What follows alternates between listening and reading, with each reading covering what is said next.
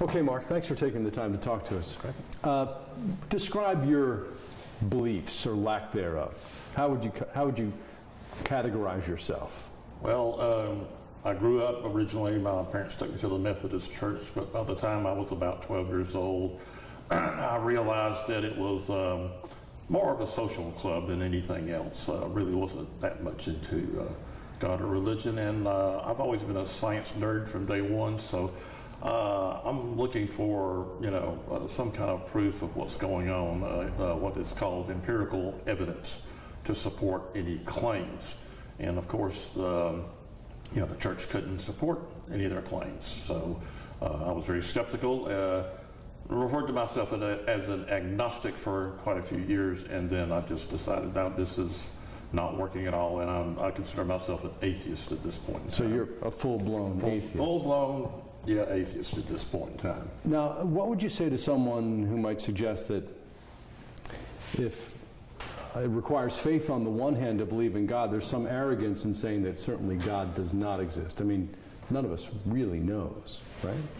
No, it's an unknowable thing. The whole proposition of a God or deity of any kind is unknowable. But I like to, say what Carl Sagan used to say, the famous astronomer: extraordinary claims require extraordinary proof. And religion through the ages has made all kinds of unsubstantiated, in some cases bizarre and crazy claims that they expect you to swallow hook, line, and sinker and just blindly accept.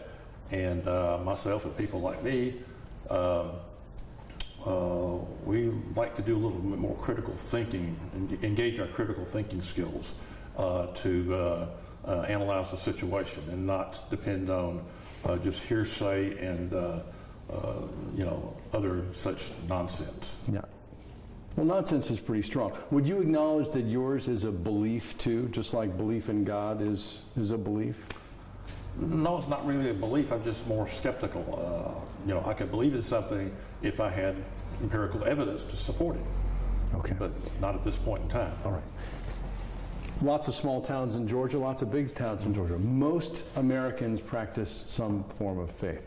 What's wrong with a coach saying a prayer with his players before or after a game? Well, you're talking about a public school situation. Yeah. And in the public schools, that has been, forbidden for quite a few years, actually. It's gone to the Supreme Court in many cases. Our laws are based on our Constitution. Our Constitution is a secular document, as much as people don't want to admit it. The preamble to the Constitution says, "We the people," and it does not invoke any deity at any point in time further beyond the preamble. It goes into the articles of the creation of the executive, judicial, legislative branches, how the states are recognized, how voting is done, the qualifications for voting, are the first 7 articles following the preamble to the Constitution. Then we get into the amendments, the first 10, which are the Bill of Rights.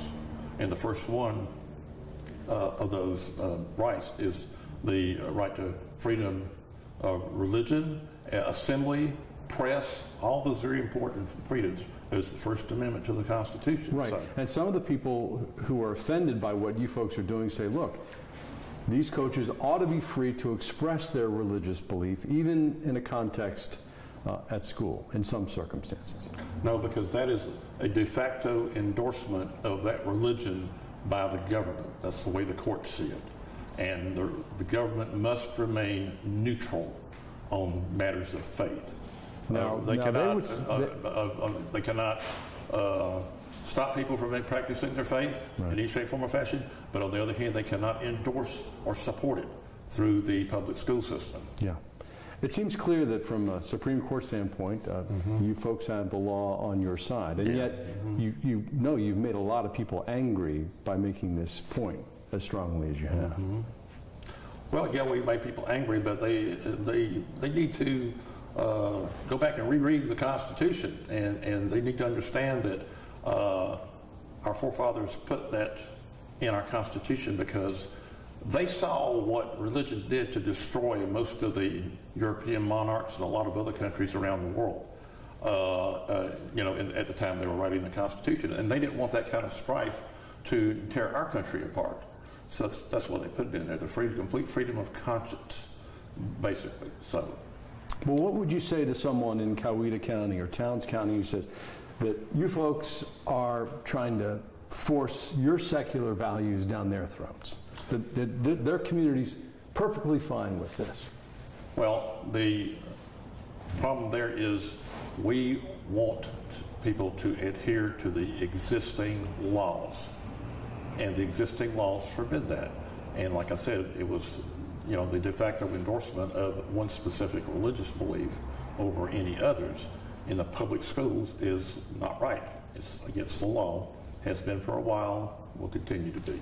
I've taken a look at the Freedom from Religion Foundation website. Right. And it talks about, what do you say, the value of reason, that sort of thing. Mm-hmm. There seems to be an edge in some of it that's a little bit condescending toward people with religion. Do you see that? No, I don't see it.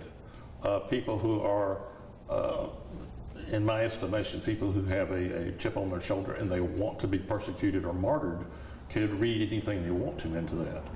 But all I'm asking them to do is read and study the actual laws of this land. And maybe they need to go back to like junior high school and take a civics class again and study what the real law is. Okay. Because if they're not careful, the government may decide to start telling them what is and is not a legitimate religion or belief. And next thing you know, the government's going to be telling you where to go to church and what to believe. That doesn't work either. Okay. We don't want that. Now, on the website, there is something called the Nothing Fails Like Prayer Award. Right. Nothing fails like prayer. Mm-hmm. That sounds to me like it's mocking people who believe. No, not really. It's been proven with scientific studies based on empirical evidence that praying is no better than wishful thinking. It doesn't really do anything. Well, people of faith would certainly disagree with that, and you certainly know that people of faith rely on prayer. Why pick that fight? It's just one of a number of different ways people in the religious community like to stand behind and get on their soapbox and lecture about, because really they don't have any defense of it, legitimate defense of it. Defense of prayer? Of prayer actually accomplishing anything. It's the placebo effect. If you pray long enough about something, you'll feel good about it. Okay, so it kind of does sound like you think you're smarter than people who believe that prayer works. No, not really. No? Mm-mm. I'm trying to be fair, but it does sound like you think that, as you say, they're engaging in wishful thinking and you know better.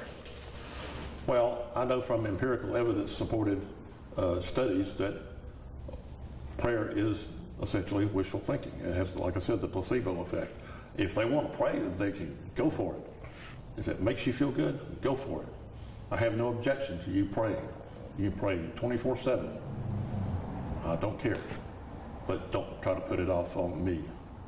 Right. Now, what do you think about this state senator, Michael Williams, who has proposed a bill now that would protect coaches and their ability to pray with their students either before or after a game? That issue's already been addressed and gone to the Supreme Court, and it's a no-win situation. If he were to get elected and press that, it would go to the courts and it would be shot down. And the taxpayers would foot the bill for all the lawyers and the court time and all this stuff. It's a complete waste of time. My guesstimation is it's just his attempt to pander to a voting bloc that thinks he's going to get him elected.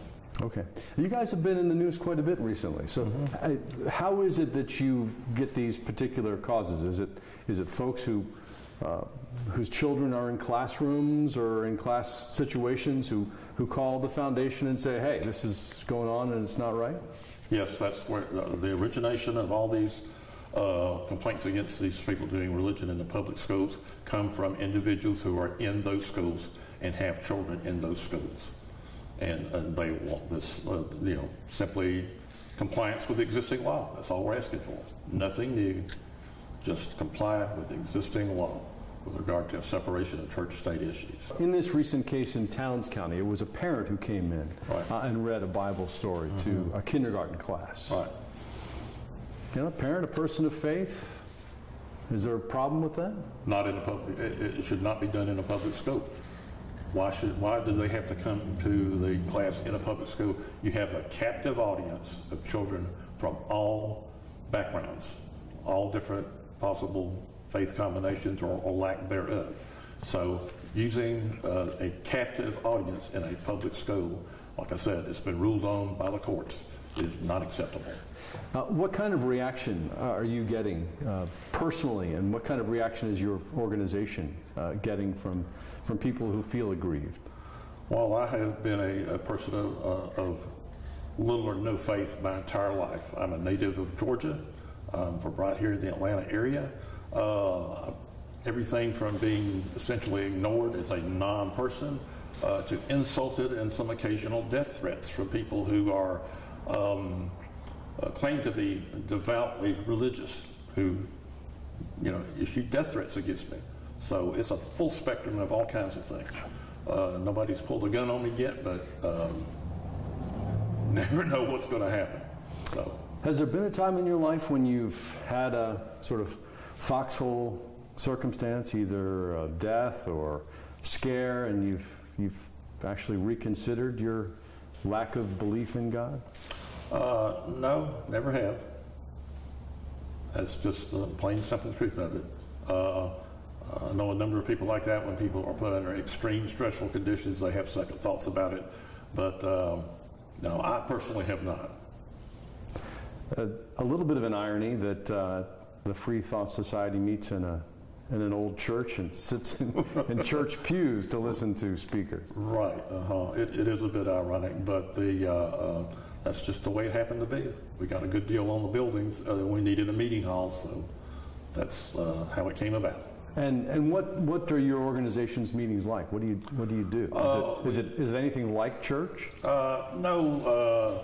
We generally have someone speak on a topic of interest to people in the free thought community, and afterwards followed by a Q&A session, and we socialize generally after the meetings. We'll go out to eat someplace, something like that. It's a lot of socializing on top of doing the program. I have in the past done several programs myself on science-related issues. I am an avid astronomer. That's one of my big deals right now. And as a member of the Atlanta Astronomy Club, I've done, like I said, several programs that were of interest to people in that, because most of the members of the free thought community tend to be scientifically oriented, because when you have an educational background in science, you have very strong critical thinking skills, and you tend to gravitate towards groups like ours. So what do you think happens when we die? When I die, I'm going to be cremated. That's going to be the end of it. My legacy will be my children and how they go through the world and influence the world, and also my influence on other people, especially children. If you were to think about what your legacy is going to be and mine, and say, for instance, 50 years after you're dead and gone, they're not going to remember whether or not you were in the executive office up front or worked on the loading dock in the back. They're not going to remember if you were the top-notch golfer at the country club, or whether you were a very good fisherman and could bring the fish in. They're not going to remember that, but your influence on a child, especially when it comes to them, their education, they're making career choices and that sort of thing, that's what will live on. So that's the part of your legacy you need to worry about. Yeah, I don't disagree with that at all. As you're saying that, I'm thinking of being in church myself and watching young children being inculcated in the faith of their parents. Would you feel at all guilty if a child were influenced by your belief to believe that God does not exist? No, it wouldn't bother me at all. I think it's important for adults to have a high level of credibility. Right now, amongst the millennial generation, they are abandoning mainstream organized religion en masse.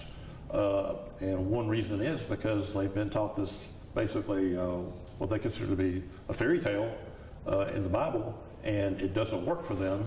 And so they are joining our secular movement, like I said, en masse. Well, as you know, the vast majority of Americans profess some kind of religious faith. And in a small town, for example, like Hiawassee, where I wouldn't know the number, but I would guess that it's well north of 80, even 90% of people would describe themselves as Christian. Why should they not be allowed to demonstrate their faith in school? I mean, set aside the fact that the Supreme Court has ruled on this, and that's the ultimate arbiter. From a purely legal standpoint, that the argument has really been settled. But from a common sense and common decency standpoint, why shouldn't they be allowed to express that faith, even in a public school setting? You might make the argument, well, why should a child who doesn't believe be subjected to this? But a child, you say that children should have to face reality, and the reality is that in a lot of these communities, almost everyone, this is what they believe. So why should they be shut down from expressing that anywhere? You're going on the presumption that the vast majority of people are people who share a common faith, and that's really not quite true nowadays. 1 in 5 Americans will openly profess having no faith at all, whether they're atheists or just simply do not believe in any deity whatsoever. There are a substantial number of people who are closet non-believers who only profess to be members of the faith community, because a good example here in the Atlanta area, a lot of the people work for small companies, small businesses, locally owned, mom and pop, and if you don't share your faith values supposedly with the owner, your employer, you'll be fired or dismissed in some shape, form, or fashion, or never hired in the first place. And in the schools, a lot of these, some of these people who come into the schools and have these religious programs, they teach kids that if you don't conform to their kind of faith, that you're separate, you're not as good as other people, or there's something wrong with you. That leads to being divisive and to bullying and all kinds of things like that we don't need any more of, that we already have. Yeah. All right. Anything I didn't ask you about that you'd like to say? Not really, other than the fact that the secular community is growing very rapidly, especially amongst the younger generation, and the reason for that is because they organized mainstream religion. They have a credibility issue, and they're really not serving the needs of the younger generation in particular. And the demographic shift is an ongoing process. I think that the census coming up in 2020 will probably have a lot of surprises in store for people with regard to that. Thank you for your time. Thank you. Appreciate it. Have a good one.